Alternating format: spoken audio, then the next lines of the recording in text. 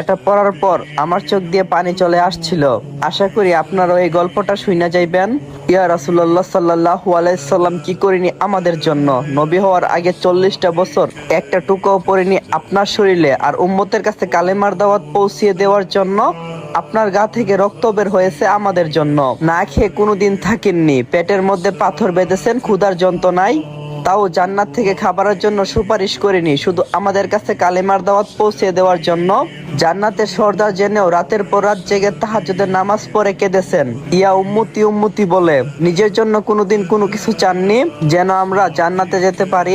অসংখ্য সাহাবীরা ত্যাগ করেছেন তাদের বিলাসিতা, বেছে নিয়েছেন কালেমা, যেন আপনাকে নিয়ে আমাদের কাছে পৌঁছে দিতে পারেন কালেমা। ইয়া রাসূলুল্লাহ, মেরাজের রাতে যখন জান্নাত দেখছিলেন, চাইলে আপনি সেই জান্নাতে থেকে যেতে পারতেন, কিন্তু আপনি উম্মতের জন্য ফিরে এসেছেন। জাহান্নাম দেখার পর বারবার উম্মতের কথা ভেবে চোখ দিয়ে পানি ফেলছেন।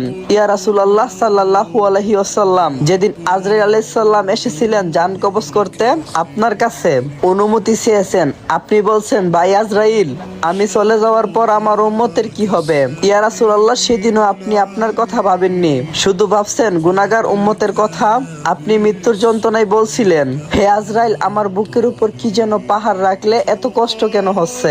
আজরাইল আলাইহিস সালাম কষ্টে মুখটা অন্যদিকে ফিরিয়ে বলছিলেন, ইয়া রাসূলুল্লাহ, শুধু আমার হাতটা রেখেছি। জবাবে আপনি বলছিলেন, শুধু হাত? এটা রাখতে এরকম যন্ত্রণা? জিবরাইল, যত কষ্ট দেওয়ার আমাকে দাও, আমার উম্মতকে কোনো কষ্ট দিও না। শুধু এই দুনিয়াতে না, কিয়ামতের দিন যখন সকল মানুষ ছুটাছুটি করবে এক নবীর কাছে থেকে কোনো আশ্বাস না পেয়ে অন্য সব নবীদের কাছে গিয়ে বলবেন, ইয়া নাফসি ইয়া নাফসি, একমাত্র আপনিই বলবেন ইয়া উম্মতি ইয়া উম্মতি ইয়া উম্মতি। সেদিনও আপনি কান্নায় লুটিয়ে পড়বেন, সেজদায় বলবেন, আল্লাহ, আমার উম্মতকে বাঁচান। আর আমরা সেই উম্মত আজ সুদ ঘুষ জেনা বিবেচার পরকিয়া ঢোল বাজনা বেপরদা বেহায়া নাফরমানিতে লিপ্ত। ইয়া রাসূলুল্লাহ, আজ আপনার জন্য না, ও মুসলিম মুশরিক কাফিরদের জন্য চোখ দিয়ে পানি ফেলি, আবার তাদের কালচারও অনেক অনুসরণ করি। ইয়া রাসূলুল্লাহ, একটু সময় হই আপনার জন্য আপনার দুরূদ পড়ার।